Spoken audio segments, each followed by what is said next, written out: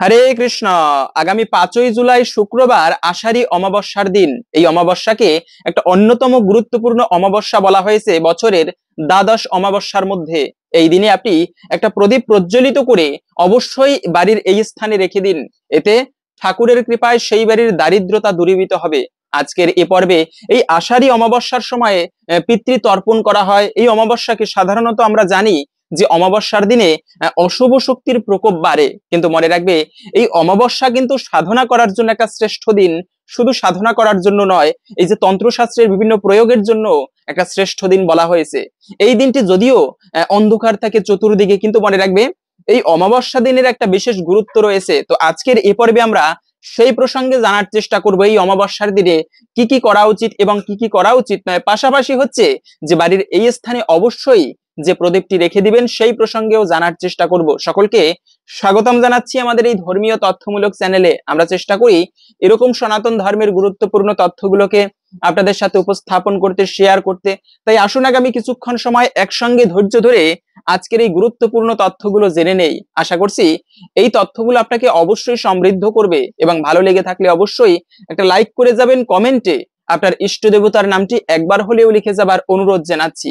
দেখেন, এই যে অমাবস্যা, বিশেষ করে আষাঢ়ী অমাবস্যা, এই সময় বলা হয়েছে পিতৃপুরুষের উদ্দেশ্যে তর্পণ করা হয়। মনে রাখবে, পিতৃপুরুষ শাস্ত্রে বলা আছে পুত্রার্থে ক্রিয়াত ভার্যা পুত্রপিণ্ড প্রয়োজনাম। বংশে একজন পুত্র সন্তান থাকলে সেই বংশের মানে পূর্বপুরুষ তারা যদি নরকেও গমন করে, তাদেরকে উদ্ধার করার মতো সামর্থ্য রাখে সেই বংশের একজন পুত্র। বলা আছে বংশে যদি হয় একজন, নিজেও তরিতে পারে তরায় কতজন। একজন যদি সেই বংশে ভালো সন্তান জন্মগ্রহণ করে, শুধু নিজে তো উদ্ধার হয়, তৎসঙ্গে সেই কুলের 100 কুল উদ্ধার করতে পারে, শাস্ত্রে বর্ণনা করা আছে। এমনকি শুনলে হয়তো বা অবাক হবেন, এই যে পদ্মপুরাণের কথা, যে ব্যক্তি ভগবানের উপাসক হয়, বৈষ্ণব হয়, সে যদি স্নান করার পরে তার কাপড়টা এভাবে নিগড়ে সেই জলটুকু যে মাটিতে যদি পড়ে, তাতেও পিণ্ডদানের সমান ফল লাভ হয়। তাদের পিতৃপুরুষ তৃপ্ততা লাভ করে সেই কাপড়ের জল মাটিতে পড়ার সাথে সাথে। মানে তাদের এত পুণ্য হয়, তাদের এত তেজ হয়, বলা হয়েছে দিব্য শক্তি থাকে। তো সেজন্য এই যে ভগবানের ভক্ত হওয়া, উপাসক হওয়া, এটাকে শ্রেষ্ঠ বলা হয়েছে। বংশে যদি একজন পুত্র সন্তান থাকে, তাকে ধর্মীয় চেতনায় উদ্বুদ্ধ করা উচিত। সেজন্য ধর্মকেন্দ্রিক জীবন যাপন করে। তবে পিতামাতা যদি নরকেও গমন করে, তাদেরকে উদ্ধার করার মতো সামর্থ্য রাখি সেই। আমরা সাধারণত জানি পিণ্ড দিলেই উদ্ধার হয়, কিন্তু মনে রাখবে শুধু পিণ্ডদান নয়, পুত্রের ভালো কাজের মাধ্যমে পিতামাতা স্বর্গে গমন করে, মুক্তি লাভ করে। সেজন্য বংশে একজন ভালো সন্তান, এটাও খুবই সৌভাগ্যের বিষয়। এবং দ্বিতীয়ত হচ্ছে অবশ্যই এই দিনে আপনারা, এই যে অমাবস্যার দিনে এই সময়ে আপনারা অবশ্যই গঙ্গা নদীতে স্নান করে পিতৃতর্পণ করুন। এতে পিতৃপুরুষ তৃপ্ততা লাভ করে। দ্বিতীয়ত হচ্ছে স্নানের পরে অবশ্যই এই সময় মনে রাখবে, যে কোনো শুভ দিনে অবশ্যই সকালবেলা স্নান করতে হয়। সাধু সন্ত মহাজন তারা কখনো বেলা করে স্নান করে না, প্রভাতকালে স্নান করে। বেলা করে স্নান করে না বলতে অবশ্যই করে, কিন্তু প্রথম স্নান হচ্ছে প্রভাতে। সেজন্য প্রভাতকালে স্নান করবেন। স্নানের পরে অবশ্যই পূর্ব দিকে তাকিয়ে সূর্য দেবতাকে অর্ঘ্য অর্পণ করবেন। সূর্যদেবের কৃপায় জগৎ বেঁচে রয়েছে। এই সূর্যদেবের কৃপায় প্রত্যেকটা ব্যক্তির উচিত সেই সূর্য নারায়ণকে সকালবেলা উঠেই প্রণাম করা। বৈদিক যুগের আমাদের সনাতন ধর্মাবলম্বীরা করত, আজও করে অনেক জায়গায়। তো সেই সূর্যদেবকে ওম জবা কুসুম শঙ্কাশম এই মন্ত্রে প্রণাম করা উচিত প্রত্যেকটা ব্যক্তির, পূর্ব দিকে তাকিয়ে। তো অন্ততপক্ষে আপনি এই শুভ দিনে যদি পারেন স্নানের পরে অবশ্যই অর্ঘ্য অর্পণ করবেন সূর্য দেবতাকে। এবং তৃতীয়ত হচ্ছে এই দিন অবশ্যই আপনারা উপবাস করে, যদিও বা ততটা উপবাসের এই বিধান নাই আমাদের, অনেকে পালন করে না এই অমাবস্যার দিনে, তবে বলা হয়েছে এই অমাবস্যায় উপবাস করে দান ধ্যান করলে এরও বিশেষ মহিমা শাস্ত্রে বর্ণনা করা হয়েছে। হচ্ছে দানের মহিমা তো আমরা জানি, পাশাপাশি হচ্ছে উপবাস করে যদি পুজো করা হয়, দান করা হয়, ভগবানের নাম জপ করা হয়, ধ্যান করা হয়, যাই করেন না কেন, এই অমাবস্যার দিনে খুবই শুভ এবং মঙ্গলময় বলা হয়েছে। তবে আর একটা বিষয় হচ্ছে, আমরা সাধারণত অমাবস্যাকে অশুভ বলে জানি। আসলে কি অমাবস্যা অশুভ?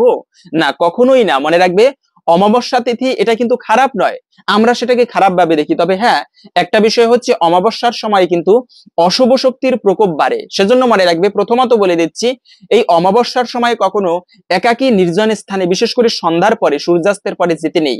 এতে কিন্তু অশুভ শক্তি, যদিও বর্তমান যুগে এসে আমরা এই অশুভ শক্তিকে বিশ্বাস করি না, কিন্তু বলা হয়েছে অমাবস্যার দিনে একাকী রাত্রিকালে নির্জন স্থানে যেতে নেই, বিশেষ করে শ্মশান ঘাটের পাশ দিয়ে, তারপরে একাকী রাস্তা দিয়ে হাঁটা উচিত নয়। আরো বলা হয়েছে গর্ভবতী মায়েদের ক্ষেত্রে বিশেষ এই নিয়মটা অবশ্যই পালন করতে হবে। মনে রাখবে এই সময়ে যদিও অশুভ নয়, তবে এই সময় আর একটা বিষয় হচ্ছে রাহু গ্রহের প্রকোপ বাড়ে। যাদের জীবনীতে রাহুর দশা রয়েছে, রাহু গ্রহের প্রকোপ রয়েছে, তাদের জীবনে কিন্তু ভালো কিছু হয় না ততটা। এবং এই অমাবস্যা তিথিতে বিশেষ করে অশুভ সময়ে রাহু শক্তির প্রকোপ বাড়ে, আর রাহু গ্রহের প্রকোপ বাড়লে জীবনে কিন্তু ততটা ভালো কিছু হয় না। প্রত্যেকটা ব্যক্তির হাতের এই অংশটা হচ্ছে রাহুর ক্ষেত্র, এই অংশটা যদি খারাপ হয় সে ব্যক্তির জীবনে কিন্তু মানে একটা খারাপ লেগেই থাকে। শনির ক্ষেত্র, রাহুর ক্ষেত্র, এদের যদি বক্রদৃষ্টি থাকে তবে জীবনে কিন্তু খারাপ লেগেই থাকে। তো সেজন্য বলা হয়েছে এই অমাবস্যার দিনে কিন্তু অশুভ শক্তির প্রকোপ বাড়ে, এবং অবশ্যই আমাদের এই দিনটি ভালোভাবে, যদি অনেকে বলতে পারেন যে আমার জীবনে রাহুর দশা রয়েছে, শনির দশা রয়েছে, তাহলে সেই দশাগুলো কাটানোর জন্য আমরা কি করতে পারি। প্রথমত বলে দিচ্ছি, আপনারা অবশ্যই সমস্ত দোষ কেটে যাবে, প্রতিদিন ভগবানের নাম জপ করুন, ভগবানের পূজা করুন। বর্তমানে হরে কৃষ্ণ মহামন্ত্র মন্ত্র জপের মাধ্যমে সকল অমঙ্গল দূরীভূত হয়, বিশেষ করে কলিযুগের যুগ ধর্ম, এবং ভগবানের উপাসনা করুন, এর মাধ্যমে আপনার সকল দোষ কেটে যাবে যারা ভগবানের উপাসনা করে। তবে আর একটা বিষয় হচ্ছে, আপনারা যদি শনির দোষ থাকে সেক্ষেত্রে প্রতি মঙ্গলবারে হনুমান চল্লিশা পাঠ করতে পারেন, শনিদেবের পুজো করতে পারেন।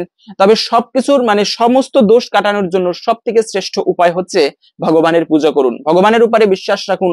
যাই করেন না কেন ভগবানের কৃপায় সকল অমঙ্গল দূরীভূত হবে, সকল বাধাবিঘ্ন কেটে যাবে। বিশেষ করে নৃসিংহদেব ভগবানের পুজো করতে পারেন। এবং বলা হয়েছে এই সময় অবশ্যই মনে রাখবে, এই যে অমাবস্যা পূর্ণিমা তিথিতে কখনো ভুলেও চুল দাড়ি নখ কাটতে নেই। মনে রাখবে চুল দাড়ি নখ এগুলো হচ্ছে শরীরে জ্যোতিষশাস্ত্র মতে বলা হয়েছে না, তন্ত্রশাস্ত্র মতে, যে শরীরের নদীর অংশ, আমাদের শরীরের একটা বিশেষ গুরুত্বপূর্ণ অংশ।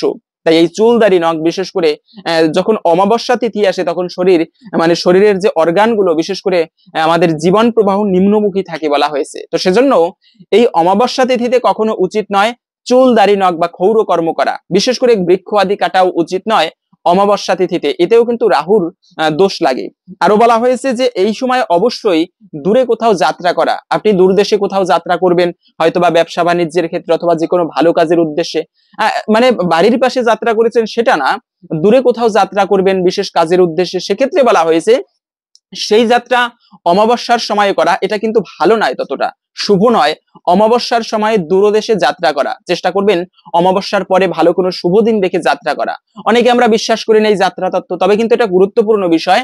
শুভ তিথি সময় দেখে যাত্রা করা উচিত। এই যে অগস্ত্য যাত্রা বলা হয়, অগস্ত্য মুনি একদিনে বেরিয়ে গিয়েছেন আর ফিরে আসেনি, সেই সময়টাকে বলা হয় অগস্ত্য যাত্রা। তো যাই হোক, এই অমাবস্যা তিথিতে আপনারা চেষ্টা করবেন দূরদেশে কোথাও যাত্রা করলে বা শুভ কাজের উদ্দেশ্যে যাত্রা করা যেন না করা হয়, ভালো একটা সময় দেখে যাত্রা করবেন। তবে এই সময় কিন্তু অবশ্যই মনে রাখবে আর একটা খুবই গুরুত্বপূর্ণ বিষয়, প্রথমে বলে আসছি পিণ্ডদান করা, বিশেষ করে আষাঢ়ী অমাবস্যা এটা খুবই শুভ এবং গুরুত্বপূর্ণ। কিন্তু সেই পিণ্ডদান করলেও যদি আপনি একটা ভালো পুত্র সন্তান উৎপাদন করতে না পারেন বা পুত্র সন্তান ঠিকভাবে সংস্কার দিতে না পারেন, তবে কিন্তু সেই পিতামাতাকে সন্তানের কারণেও নরকগামী হতে হয়।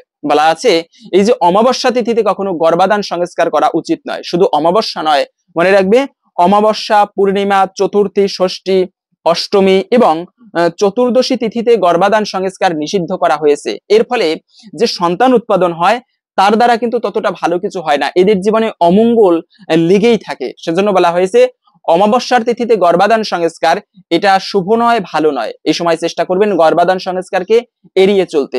এবং অবশ্যই এই সময় মনে রাখবে সংসারে সৌভাগ্য আনার জন্য কি কি কাজ করবেন, তার মধ্যে প্রথমত বলে দিচ্ছি, এই অমাবস্যা তিথিতে আপনারা অবশ্যই চেষ্টা করবেন তুলসী দেবীর পুজো করতে। যে বাড়িতে প্রত্যহ তুলসী পুজো করা হয়, ভগবানের নাম জপ করা হয়, সেই বাড়ির অশুভ দূরীভূত হয়, অমঙ্গল দূরীভূত হয়। আপনারা এই সময় অবশ্যই এই পবিত্র অমাবস্যা তিথিতে চেষ্টা করবেন তুলসী দেবীর পুজো করতে, তুলসী দেবীর সেবা করতে।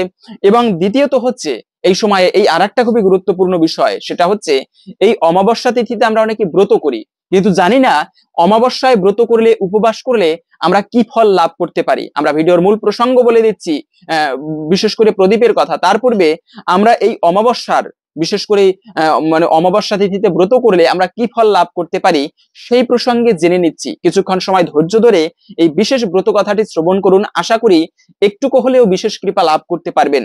বলা আছে 12 মেশে অমাবস্যা কথা, এক গরিব ব্রাহ্মণের একটি ছেলে ছিল।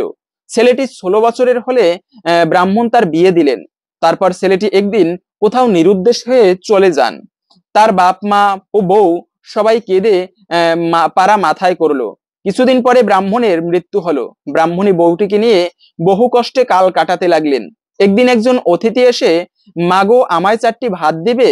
ব্রাহ্মণী বললেন, আমার এমন কি কপাল বাবা যে অতিথির সেবা করব? শাক ভাত আমার যা আছে 4টি খেয়ে যাও। বউ তেল এনে দিলে অতিথি তেল মেখে স্নান করে এলেন। তারপর অতিথি বললেন, মা তোমার ছেলের কাপড়খানি আমায় দাও না, আমি পরি। আর তোমার ছেলের খড়ম দুখানিও দাও। ব্রাহ্মণী কাঁদতে কাঁদতে খড়ম এনে দিলেন। এই বাবু, এই বাবা, বুকে করে রেখেছি, তুমি এই পরো। ভাত দিতে গেলে অতিথি বললেন, আমায় তোমার ছেলের থালে ভাত দাও আর সেই গ্লাসে জল দাও, তা না হলে আমি ভাত খাবো না। বউ তখন রাগ করে বলতে লাগলেন, অতিথির এ তো আবদার কেন, না খাবে নাই খাবে, চলে যাক। ব্রাহ্মণী বললেন, দাও বৌমা, থালা গ্লাস বার করে দাও মা, ও থালায় আর কে খাবে, তবু অতিথি সেবা হলেও সার্থক হবে। বউ রাগে গড়গড় করতে করতে থালা গ্লাস বার করে দিলেন। অতিথি ভাত খেয়ে ঘরে বিছানায় শুয়ে পড়লেন। মা তোমার বউকে পাঠিয়ে দাও, আমার একটু পা টিপে দেবে। বউ রাগ করতে লাগলেন। শাশুড়ি বললেন, যাও মা, অতিথি সেবা করলে পরোপকারে ভালো হবে। বউ যেমন ঘরের ভেতর গেলেন তো অমনি কপাট বন্ধ হয়ে গেল। গিন্নি দরজা ঠেলাঠেলি করলেও খুললো না। তখন বউ অনেক চেষ্টা করলেও কিছুতে খোলা গেল না দরজা।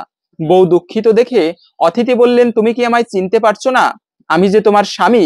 ব্রাহ্মণের ছেলেটির নাম ছিল সূর্য।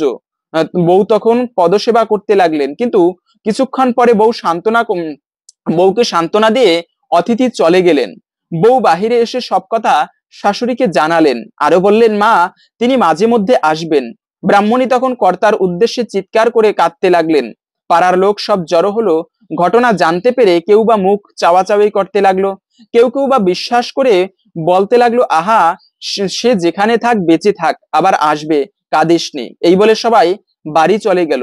তারপর শাশুড়ি বউয়ে ভাত খেয়ে ওই সকল কথা কইতে লাগলেন, দিনরাত সেই সূর্যের কথা। আবার একদিন সূর্য এসেছেন। যাবার সময় যখন চলে যান তখন ব্রাহ্মণী চুপি চুপি পেছন পেছন যেতে লাগলেন। সূর্য পেছন ফিরে দেখে বললেন, মা তুমি কোথায় আসছো?